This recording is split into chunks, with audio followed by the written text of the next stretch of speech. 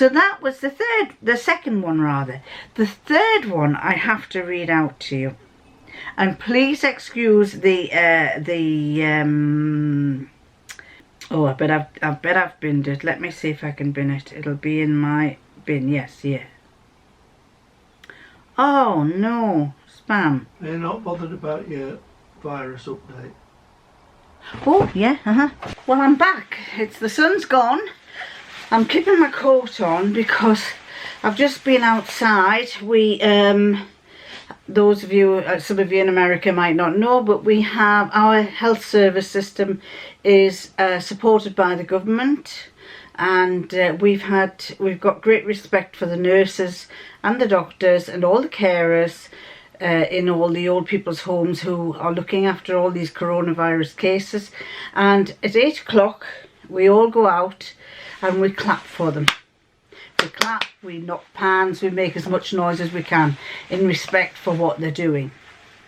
So I've just been out and it's freezing. Been clapping for about 2 or 3 minutes, so I'm really... Here he is. I've been and gone. You missed it.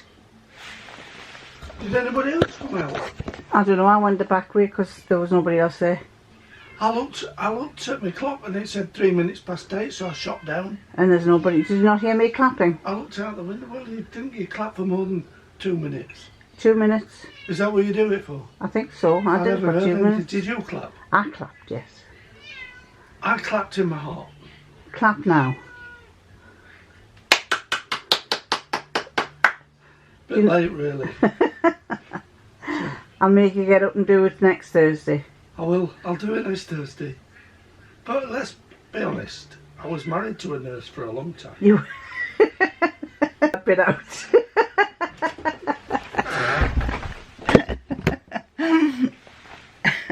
Well, he missed it. Anyway, so I'm wearing my V-neck top, the Vivace one, with the sleeves like that, just so you can see. Liking it. Not so sure about this bit here, but it's not too bad.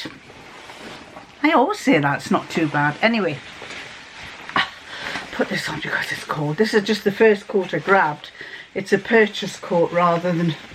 I've got my heater on, but it hasn't warmed up yet. Anyway, I think before I was telling you about... I was reading 2 emails and I was just about to say to you, the reason why he dragged me away before was we have our 5 o'clock. The government tells us about what's going on, what the deaths are, what the cases are, and so on. And we're levelling out, so that's sounding quite good. We're kind of levelling out. Still probably going to be locked down for another 2 or 3 weeks, but better to be locked down than safe, to be honest. Anyway, what I'm going to tell you is a third email that I got yesterday. And this email, when I first read it, I burst out laughing.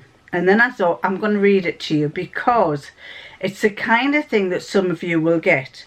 Now, I have passwords for a lot of everything I have. I must have, with the business, with all the different sections and things that I do, I must have about 100 passwords, if not more. So I have priorities for them. The priorities are the passwords that don't really involve much. I keep an easy password for. So, for example, if I've joined a sewing community and they ask me for a password, I just give them that password, a simple password, and one that I use all the time. And I always use that password for most of them because I can never remember them. And I think, well, right, I'll do that one. And then if it's something that's a bit more sensitive, I have a different password. And I have different passwords for all of these other ones. If it's finance, I have an even more powerful one. I actually use I use a soft piece of software that's security software, and it creates passwords for me, which are apparently you're unable to break through. Fingers crossed. But anyway, my simple passwords don't involve any card details, any money details, or anything else. They are just simply for subscribing to So Today or subscribing to Cashmerette or, you know, things like that, simple ones. So I got this email, and I got two actually, I got two emails, one after the other, but from two different people. And they actually, at the top of it, they mention my simple password, but they don't mention all of it. They only mention part of it, because I have a word and then I usually have some kind of code at the end of it. So all they have mentioned is the word that I knew. And so this email goes like this. Now, I'm sorry, it's a bit near the knuckle in places, but I want you to hear it, because it made me laugh, but for other people it won't. It says, no such and such a word is your password. So that caught my attention, because they had picked up the word that I know. I need your 100% attention for the next 24 hours, or I may make sure that you live out of embarrassment for the rest of your existence. Hey, you do not know me, yet I know all the things regarding you, your present Facebook contact list, mobile phone contacts, plus all the virtual activity on your computer from the previous 196 days. And this includes your masturbation video. Well, that just... burst out laughing when I read that, which brings me to the main motive why I'm crafting this email to you. Well, this previous time you went to see the porn websites, did I? My malware was triggered in your computer, which ended up documenting a lovely footage of your masturbation act simply by triggering your cam. You got an unquestionably odd taste, by the way, LMFAO. And I think that means laugh my face off or something. I have the full recording just in case you think I'm messing around. Just reply proof and I will be forwarding the recording randomly to 7 people you know. It could end up being your friends, co-workers, boss, mother and father. I don't know. My system will randomly choose the contacts. Will you be capable to look into anyone's eyes again after it? I question that. However, it doesn't need to be that way. I would like you to make a one-time non-negotiable offer. Get $2,000 in Bitcoin and send it to the below address. And then it states this great big long address, which is with all sorts of letters and things. It's basically a secure address or something, and it says underneath case sensitive, so copy and paste it and remove the 3 asterisks from it. If you don't know how, Google how to acquire Bitcoin. Do not waste my important time.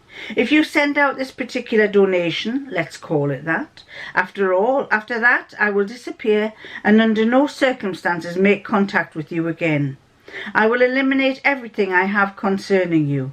You may continue living your ordinary day-to-day lifestyle with zero concern. You've got 24 hours in order to do so. Your time begins as quickly as you check out this email. I have one-of-a-kind program code that will alert me once you see this email. Therefore, do not try to act smart. And well, I just thought, whoa, this is ridiculous. A, they've used part of my password. B, they have managed to get my email. So first of all, I shall go and change all my password for all those things. So I'm not bothered. B, I do not masturbate in front of a camera, and I don't I'm too old to even think about that. So, but the point I'm making is I did watch a program a few months back about a lady who got the same kind of email and was panicking. She went and gave this person some money, and she hadn't done anything wrong, but she was worried it was going to go to all her friends and to her family, and she was worried about what kind of pictures they'd taken. And this means nothing to me. I couldn't care less. I wouldn't know how to get Bitcoins. I'm certainly not going to get $2,000 of Bitcoins. And to me, we get these kind of things regularly. So this means nothing to me. I'm not bothered. But there are other people who are. So I wanted to make you aware that you do get these kind of these kind of emails. And of course on the thing I can say whether I've got to, I think I had to click a button on the top of my email thing to say that it was spam, not spam, that it was sensitive spam, I think it was, something like that. I could report it, and I have.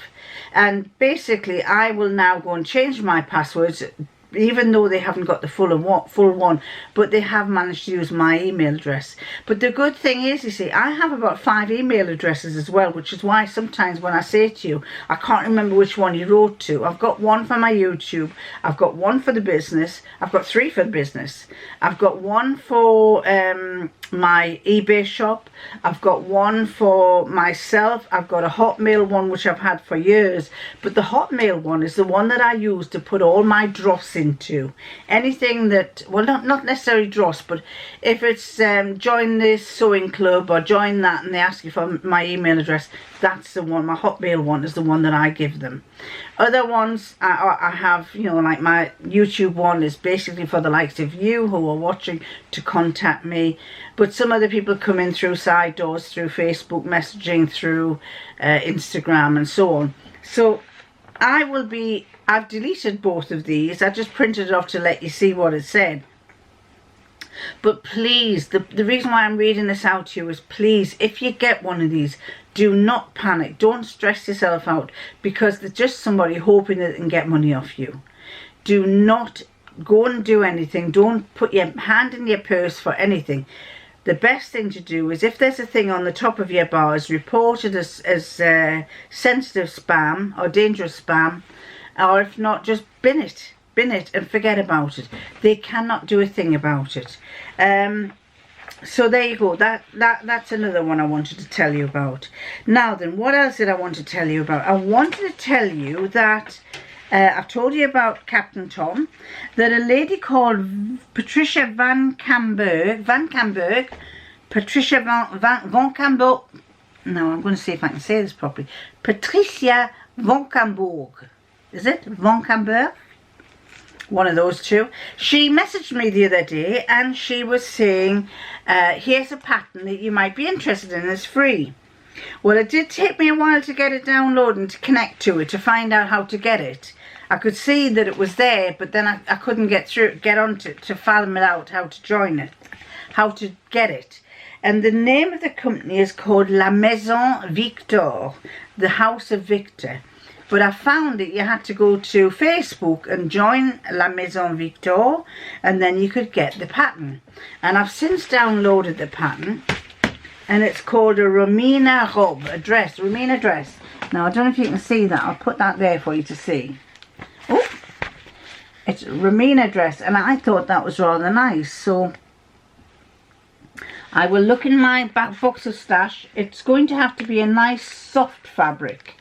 A nice soft drapey fabric. Now another lady asked me, while I remember, because these are all coming up in my head now, another lady asked me what's a drapey fabric. Now I would say something like lawn, which is usually quite expensive. Some cottons are stiff, so you need a very soft cotton. Quilting cotton is a stiff cotton. Lawn is nice. If it was me, I'd go for crepe de chine, georgette, lawn. Lawn is probably the one that I would always go for if I was going for a cotton. Some polyesters, jerseys, and the likes of this is a drapey one. The lighter the fabric, the more drapey it becomes. And so, if you can remind me of any others, then do tell me, and I'll try and remember to mention them. So this is the paper that I've got, which is it's 40 GSM, and it's very, very thin. It's printed off on an incredibly thin. Now look at this one. This is a thicker one. That hasn't got much movement, but that one has. And the other thing, I was talking to Jenny Flake I was messaging Jenny Flake the other day, and I was saying that I sellotaped all my pages together, and she says she uses Pritt Stick. And I thought, oh, you're right, you know, Pritt Stick would work very much better than sellotape. So this will Pritt Stick nicely together. A lady messaged me and she said she likes to watch the videos, but she said she has a very big bust. Now this, I did a bra, I did a long time ago, about a year or more, I made cut 2 Shelley bras, and I liked wearing them. But the one thing that I'm beginning to find is, there's 2 things that I'm finding. One, I'd much prefer to have one that fastens down here, which would make life so much easier for me putting on now. Not that I've got problems with my hands or anything, but spending ages trying to get that hook on the back is very irritating. So I'm decided that I'd like a one that fastens here at the front. And the other thing that I get very annoyed about is, and I don't know if I can show you here, it's getting a bit warmer now, is that when you wear an ordinary bra and you're big, you get this bump that goes over the back of your bra there. Can you see? You bulge over like that. When you're leaning forward, you get this bulge over there.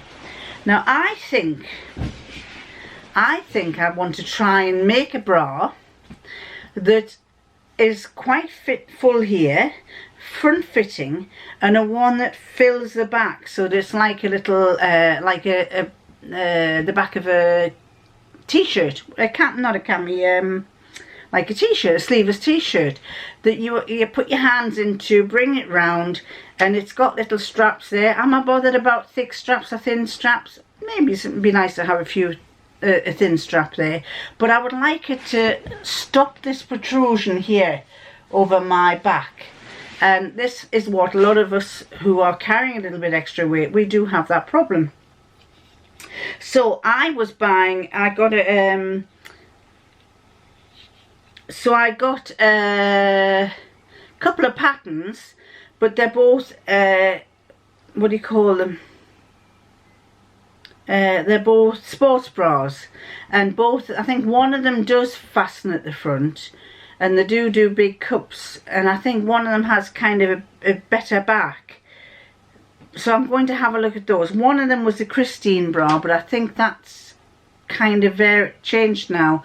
Apparently, I'm not sure if it goes up to the right size for bigger people. I'm waffling a bit, but basically, what I want to know is, do any of you know of any front fastening bra patterns? And I want to have a look at those. And this lady was asking, she says she has big breasts, she's a big lady. I shouldn't say, she was saying that she's got larger breasts. I think she's probably larger than me from what she was saying. And she wanted to know if I knew of a pattern that was front fastening. So what I'm looking for is, if you can tell me of any bras that you know, or bra patterns where they have a front fastening.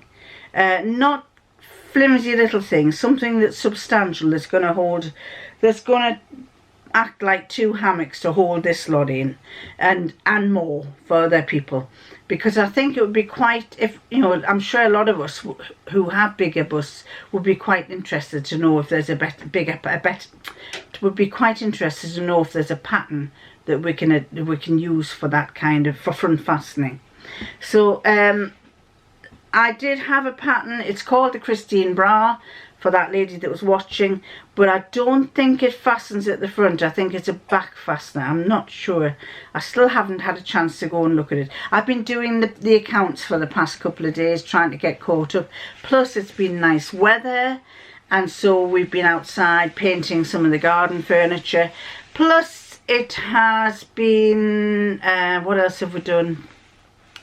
Painting the garden furniture, and I was sewing. I've been making another top, and what else have I been doing? I can't remember. What I've been doing. Oh, I cut his hair yesterday morning. I cut his hair. I was saying to him, he came in. We were sitting outside the other day having a coffee, and I looked across and I said, "Your hair is a right mess." I said, "I'm going to cut your hair. When you get out the shower tomorrow morning, I'm going to cut your hair." So we both got a shower. I came down, I dried my hair quickly, So it's very fluffy. When I'd finished, I had to go back upstairs and use the straighteners. But I said, right, the minute you get downstairs, I'm cutting your hair, because if I don't catch him, I have to wait another week or two. Not that he doesn't have a shower every day, but because he's, I can tell him every day, you need your haircut, you need your haircut, you need your haircut. But he won't do it until I say, I can really get a hold of him, collar him, get him down, get him sat down. So, anyway, I cut his hair. I've always cut his hair. I've always cut my kids' hair. I've always cut. I've cut their hair, the kids' hair. I've cut my nephew's hair. It's something that I've done. I've always, but I always go to the hairdresser to get mine done properly. Not because I can't cut mine. I do cut mine, but years of watching how the hairdresser does it has made me do it for them. The only thing, I don't mind cutting my hair when it's shorter, but when I want to get nice straight lines, I noticed that Joy was showing you how she cuts her hair, and I was amazed how she could go right the way around like that in a straight line, because I would have to go that way. I'd have to go that way with one pair of scissors and that way with the other, but she was going right the way around. I thought, good on you, girl, because I couldn't do that. Right, so anyway, so his hair's cut. He looks a smarty pants now. It looked lovely for the first day, and then today, this morning he got up and he looked a right scruff again. I will put a video up because he had been making more rock buns and something else. I'll let you see. Anyway, finally, where I was born is a little seaside village. No, I tell a lie. Where I spent a lot of my childhood was a little seaside village up in Northumberland.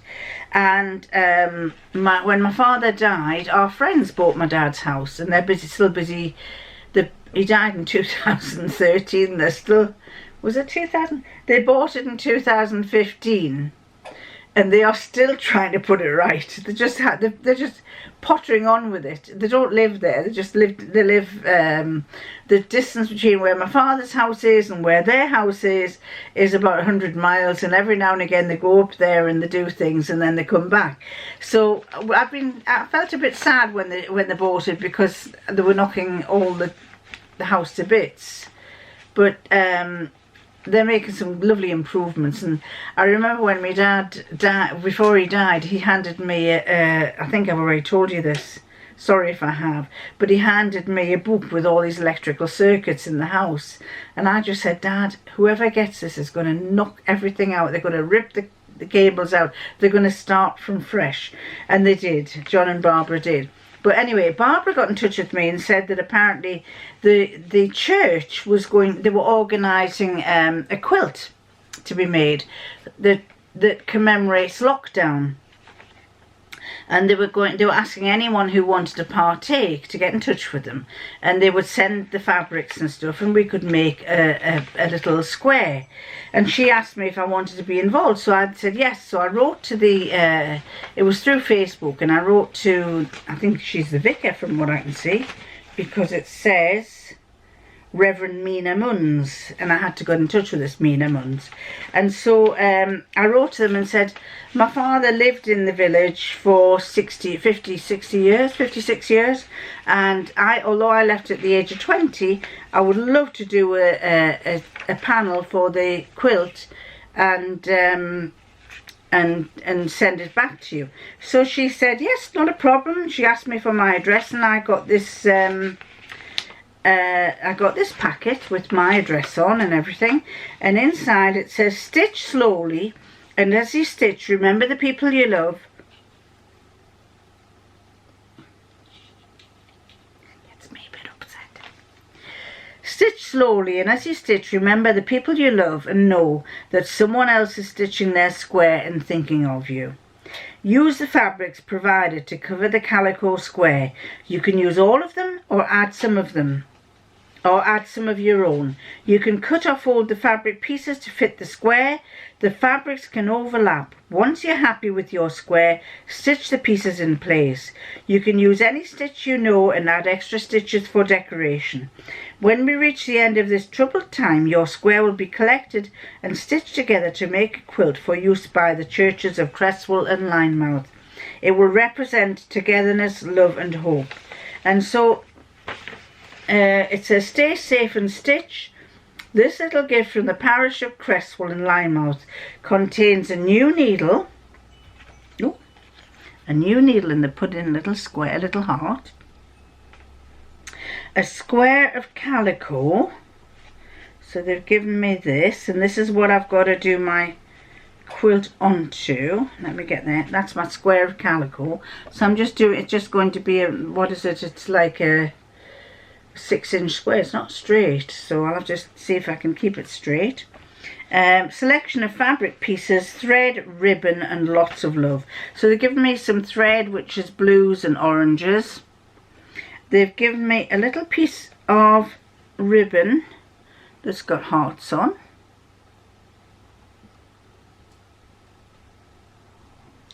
They've given me, now I wonder what this is for. They've given me a rainbow piece of ribbon. So I'm going to have to see if I can turn that into a rainbow somehow. Bend it into little folds or something and make a rainbow. And then they've given me, basically this village that I lived in is by the sea. And so the colours that they've sent are very, very appropriate. Look at the 4 pieces of fabric they've given me. Dots. And then this bit that looks like this, the sea, and then this piece, these 2 pieces would represent the sand and rocks and things. And then finally they've given me that little piece there, which I can use. That could be used as a sunshine or something similar. And I've got some, I want to do a sea scene. I think that would be lovely because Cresswell, I'll put some pictures up because they keep on our Facebook site, they put up some lovely pictures of Cresswell at certain times of the year. One guy who lives there all the time, he actually lives right on the seafront, in front of the rocks. And he always puts some beautiful videos up and pictures up showing you what the different times of the day, different times of the year. So this, I'm really keen to get going on that. I really must get going. I think we've been told that, well, we haven't been told any particular dates, but I think we're going to be in lockdown for at least another 3 weeks. I've got 3 weeks to get that sorted. So that's another thing. Now, what else did I want to tell you? This is a long one, this. I'm trying just I'm not showing you the rest of this room because it's absolute chaos. Since we brought stuff back, I've been trying to clear drawers out and reorganize drawers. I've got myself I brought this in France, a little address book, and I love stationery, and I keep buying all sorts of stationery, and I kept thinking, oh, I'll have an address book, I'm bound to use an address book, and I couldn't think what I would, because I don't use it. I like an address book, but I don't use one. So then I thought, well, what I'll do is I'll itemize. So I'll itemize the items I've got in the drawers so that I can see where they are, because I've got all the drawers numbered. And as sure as X is X, when somebody orders something, I then go, oh, now where's that? Where's that key ring? Well, those are key rings, and that's which one is it in? So what I've decided is I've started at the bottom and I'm on to about the 5th drawer up, and I'm writing down what the contents are and what drawer number it is, so that when the time comes, if somebody buys something, I know exactly where it is. So that's my little address book. Now then, oh, I haven't done this for a while. And what date are we? About the 10th of April, I think. So where does this take me to? This takes me to, the, golly, this is quite a long one. I'm going to do the next one of these because this takes me to the 15th of April. And this one, the quilt, when I say these, I'm talking about the what do you call it? The quilting block and pattern a day calendar. So the 1st of April, it's basically, this one is basically based on this 1st of April, which is a comfort quilt by Debbie Cratterville. And that is, I don't know if you can see that, but that's what it's going to look like. And its measurements are 108 inches by 108 inches, and there are basically 4 colours of fabric, 4 styles of fabric. And so the first one is showing you that one, and that's that one there. So that's what that one square is going to look like. The second one is well,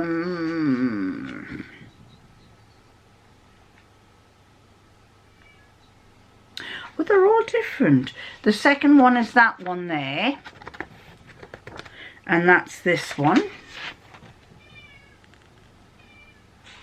The third one is that one there, and that's that one. And they've used a floral fabric in it. It's rather nice, that. The next one is a one with a big square in the middle. Where's the one with the big square in the middle? Oh, there. No, that's not it. Ah, that one. The next one is that one. And that's that one.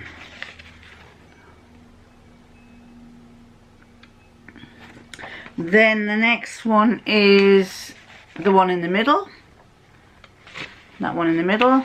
And that one is that one. And the next one is... what's this one? Oh, this is the checkerboard one on the corner there. And that is that one there. And then the next one is a half and half one. That's this one here, which is that one. And the next one is one with a square in the middle. One with a square in the middle. Oh, it's that one. The next one is that one there. And that is that one. Then the next one is these ones with the half and half with triangles. And that is that one. And each finished block is 18 inches by 18 inches. That's big. And then the next one is the one with the arrows on, which is that one. That one there. And that one is that one there. And this one is one with 4, that one's that one. That one there is that there.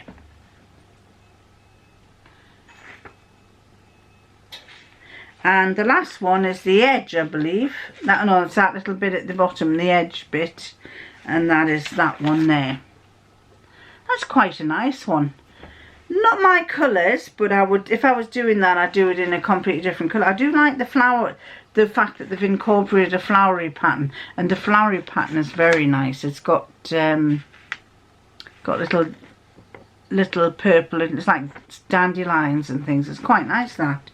So that is that one, and that takes us to from the 1st of April to the 15th of April.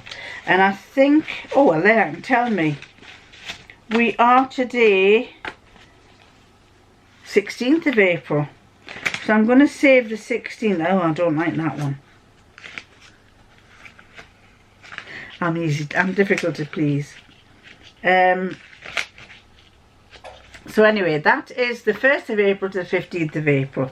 So there's my next quilt one. So I think I have told you everything. This will probably be a very long vlog for you. It will either cure you or kill you.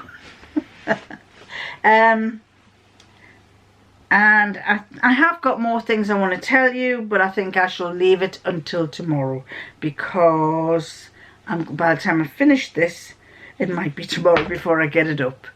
Okay, so till the next time. Oh, look, see? Been colouring this bit of hair as well. I thought I'd try a bit of purple and a bit of pink on the side of my hair. But I should have done it. I should really have done that bit, because that's the bit when I've got my glasses up that you see more of. And do you notice a different pair of glasses? Another pair of glasses. These are the ones I got in January. I got these, no, I got these at Christmas. No, I ordered them before Christmas and I got them just the turn of January, start of January, and I didn't like them. So that's why you've never seen them. But I was he rushed me to come and watch the news, and I couldn't find any glasses, and this was the pair that was on the side of my unit next to where I sit. So I thought, oh, I'll just put those on. So there you go. Green and brown.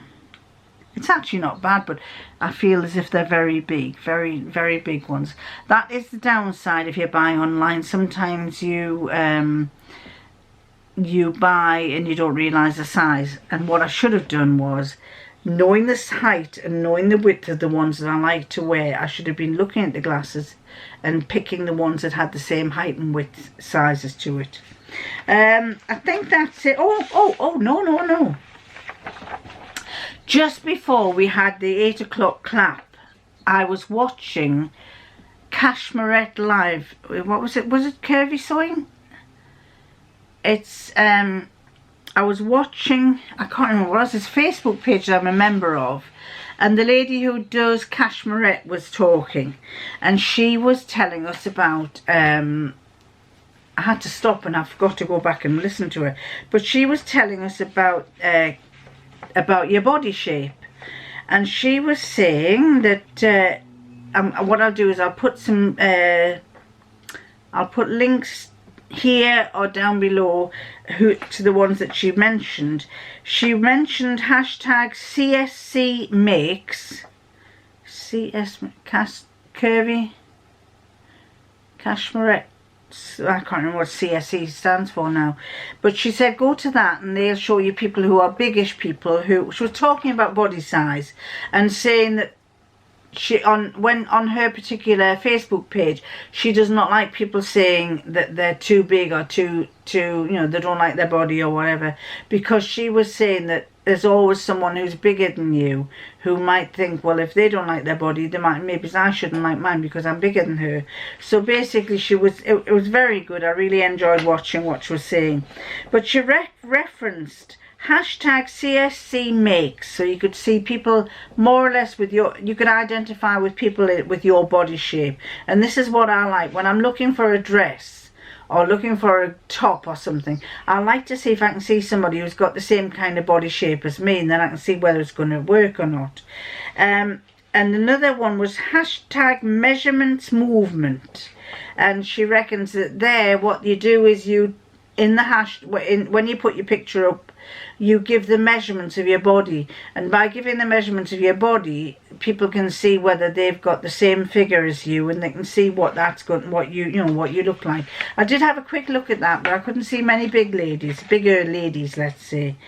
Then she identified 3 girls who were quite biggish, who were 3 girls who were curvy. She calls them curvy.